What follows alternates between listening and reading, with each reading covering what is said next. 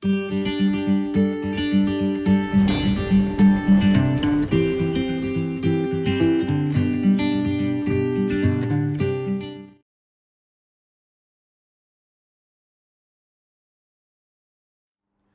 Friends, मैं doctor Kajal Mangukiya, gynaecologist, obstetrician and IVF specialist from Orchid hospital and IVF centre Surat.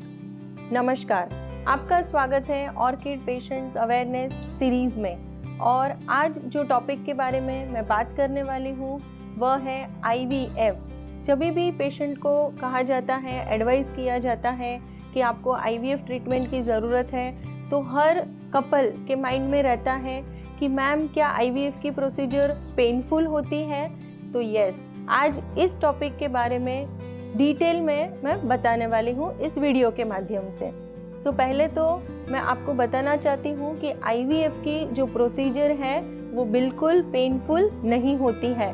Generally क्या होता है कि ओपीडी में हम पेशेंट देखते हैं, पेशेंट को एडवाइस किया जाता है कि आपको आईवीएफ ट्रीटमेंट की ज़रूरत है, तभी हमेशा कपल के माइंड में होता है कि मैम आप दूसरा कोई ऑप्शन हमें बताएं, क्योंकि आईवीएफ की प्रोसीजर हमने सुना है, हमारे जो रिलेटिव्स हैं जिन्होंने करवाया था तो उन्होंने हमें बताया कि बहुत ही पेनफुल प्रोसीजर होती है।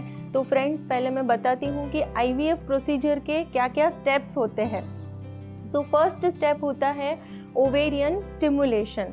नॉर्मली कैसे हम बुलाते हैं पेशेंट को, पीरियड के सेकेंड डे को बुलाया जाता है।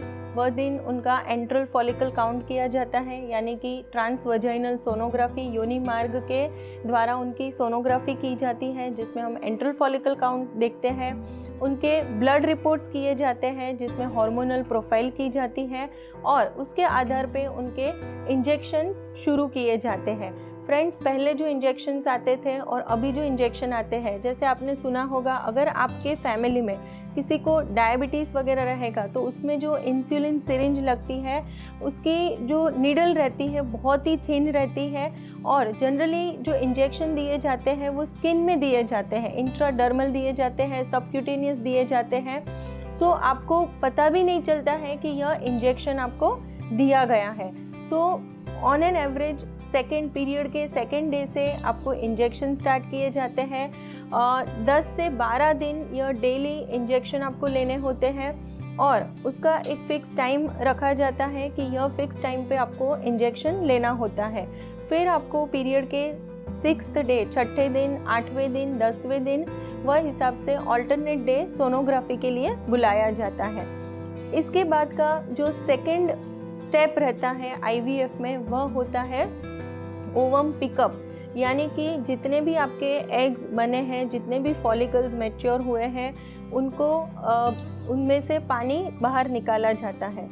यह जो सेकेंड स्टेप है यह भी बिल्कुल पेनफुल नहीं होता है, क्योंकि यह जो प्रोसीजर होती है वह अंडर एनेस्थेशिया की जाती है। पेशेंट को वह दिन सुबह में एम्प्टी स्टमक यानी कि भूखे पेट बुलाया जाता है। अंडर एनेस्थेशिया यह प्रोसीजर की जाती है। यहाँ पे कोई भी चीरफाड़ वगैरह नहीं होती है। जैसे आपका योनि मार्ग में से सोनोग्राफी होती है ऑन अ रूटीन बेसिस, वही हिसाब से आपका सोनोग्राफी जैसे होता है वैसे ही, और उसके साथ एक छोटी सी नीडल होती है, और वह नीडल के माध्यम से वह नीडल अंदर पंचर की जाती है, और जितने भी आपके फॉलिकल्स डेवलप हुए हैं वह फॉलिकल्स में से जो पानी रहता है वह बाहर निकाला जाता है, और यह जो पानी रहता है उसी के अंदर आपके एग्स रहते हैं। जो सेकेंड स्टेप है दैट इज़ ओवम पिकअप, यह स्टेप भी बिल्कुल दर्द भरा नहीं होता है, क्योंकि आपको एनेस्थेशिया दिया जाता है, आपको पता भी नहीं चलता है आपकी यह प्रोसीजर हो चुकी है। और जो पेशेंट को हॉस्पिटल का स्टे रहता है वह ऑन एन एवरेज 4 से 6 घंटे का हॉस्पिटल का स्टे रहता है। दूसरा कि एनेस्थेशिया के अंडर की जाती है। कभी कभी ऐसा होता है कि पेशेंट को बिकॉज ऑफ एनेस्थेशिया में जो मेडिसिन यूज़ करते हैं उसकी वजह से थोड़ा वॉमिटिंग वगैरह हो सकता है, लेकिन फ्रेंड्स सेकेंड स्टेप जो है वह भी बिल्कुल पेनफुल नहीं होता है। अब हम आगे बढ़ते हैं थर्ड स्टेप की तरफ। सेकेंड स्टेप नॉर्मली हमारे जो ऑर्किड हॉस्पिटल में हम जो आईवीएफ साइकिल करते हैं, मेजॉरिटी हम लोग ऑल फ्रीज साइकिल करते हैं, यानी कि एक बार आपके जो एग्स हैं वह रिट्राइव किए जाते हैं, उसके बाद आपको आपके जो एम्ब्रियोज़ हैं वह लैब में बनाए जाते हैं और वह जो एम्ब्रियोज़ हैं उसका फ्रीजिंग किया जाता है। और उसके बाद जैसे आपका नेक्स्ट पीरियड आता है उसके बाद आपका फ्रोज़न एम्ब्रियो ट्रांसफ़र के लिए एंडोमेट्रियल लाइनिंग बनाने की प्रोसीजर शुरू की जाती है। सो अभी जो थर्ड स्टेप है that is embryo transfer. Friends, embryo transfer की जो प्रोसीजर है वह बिल्कुल भी पेनफुल नहीं होती है, क्योंकि जैसे एम्ब्रियो ट्रांसफ़र की प्रोसीजर है उसके लिए भी आपको हॉस्पिटल में 4 to 6 आवर्स का जो स्टे रहता है। और जब भी हम एम्ब्रियो ट्रांसफ़र करते हैं तभी ब्लैडर फुल करने के लिए पेशेंट को कहा जाता है, यानी कि आपको पेशाब रोकना होता है, थोड़ा पानी भी पीना है और हल्का सा आपको पेशाब जैसा लगता है। उसके बाद आपको एम्ब्रियो ट्रांसफ़र की प्रोसीजर के लिए अंदर लिया जाता है लैब में। अभी यह स्टेप कैसे किया जाता है, जैसे सोनोग्राफी के माध्यम से हम आपके पेट के जो भाग है वहाँ से देखते हैं आपका यूट्रस, और यूट्रस का अंदर का जो लाइनिंग है वह दिखता है और नीचे से एक पतला सा कैन्यूला होता है, कैथेटर होता है, वह अंदर डाला जाता है और उसके अंदर जो एम्ब्रियोज़ है वह एम्ब्रियो ट्रांसफ़र किए जाते हैं। सो यह जो प्रोसीजर है हार्डली 2 to 3 मिनट्स की प्रोसीजर होती है। हाँ, कभी कभी हम देखते हैं कि पेशेंट का ब्लैडर बहुत ज़्यादा फुल हो जाता है, तभी वो पैनिकी हो जाते हैं, बहुत एंग्जाइटी रहती है। ऑब्वियसली आईवीएफ के जो पेशेंट हैं उनमें एंग्जाइटी तो पहले से ही होती है क्योंकि उनको कंसीव करने में तकलीफ़ हो रही है। तो काफ़ी बार ऐसा होता है कि यह टाइम में थोड़ा सा आपको डिस्ट्रेस या तो थोड़ा सा पेन हो सकता है, लेकिन जैसे ही आपका एम्ब्रियो ट्रांसफ़र की प्रोसीजर हो जाती है उसके बाद आपका ब्लैडर खाली किया जाता है और उसके बाद आपको रिलीफ मिल सकता है। अभी हम आगे बढ़ते हैं फोर्थ स्टेप।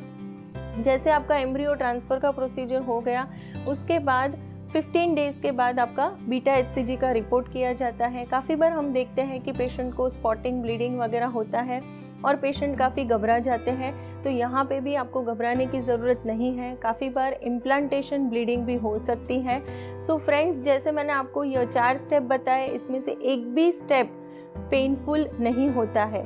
दूसरा और बहुत ही इम्पॉर्टेंट है कि आफ्टर एम्ब्रियो ट्रांसफ़र जो मेडिकेशन दी जाती हैं, जो इंजेक्शंस वगैरह दिए जाते हैं, तो फ्रेंड्स यहाँ पे मैं बताना चाहती हूँ कि जो ब्लड थिनर के लिए इंजेक्शन दिए जाते हैं, लो मॉलिक्यूलर वेट हेपारिन के जो इंजेक्शंस है उसकी भी जो नीडल होती है वो बहुत ही थिन रहती है और नॉर्मली हम सारे पेशेंट को यह इंजेक्शन नहीं देते हैं जिनमें रिकरेंट इम्प्लांटेशन फेलियर के चांसेस है या तो रिकरेंट मिसकैरेज की हिस्ट्री है। ऐसे सब पेशेंट को यह इंजेक्शन देना बहुत ही आवश्यक होता है। दूसरा है कि ऑयल बेस्ड जो इंजेक्शन दिए जाते हैं प्रोजेस्टेरॉन के, तो अभी जो अल्टरनेटिव है that is aqua based injections, और ऑयल बेस्ड इंजेक्शन का भी जो डोज है नॉर्मली हम लोग 3 to 5 डेज़ के लिए देते हैं और उसके बाद उनको कैप्सूल पे स्विच ओवर किया जाता है। तो फ्रेंड्स, ओवरऑल अगर आप देखने को जाएंगे तो आईवीएफ की जो प्रोसीजर है वो बिल्कुल भी पेनफुल नहीं है। अगर आपके केस में आईवीएफ ट्रीटमेंट की आवश्यकता है, आपके जो आईवीएफ स्पेशलिस्ट है या तो गायनेकोलॉजिस्ट है जिन्होंने आपको आईवीएफ ट्रीटमेंट की एडवाइस दी है, तो आप बिल्कुल भी घबराएं नहीं। और अगर आपको इस प्रोसीजर के रिलेटेड या तो आईवीएफ प्रोसीजर के रिलेटेड कोई भी क्वेरीज है तो आप कमेंट बॉक्स में ज़रूर से अपने क्वेश्चन लिख सकते हैं। और हमारे जो भी वीडियोस हैं गायनेक टॉपिक के रिलेटेड है, डिलीवरी के रिलेटेड है, आईवीएफ के रिलेटेड है, वो आप देखते रहिए। धन्यवाद।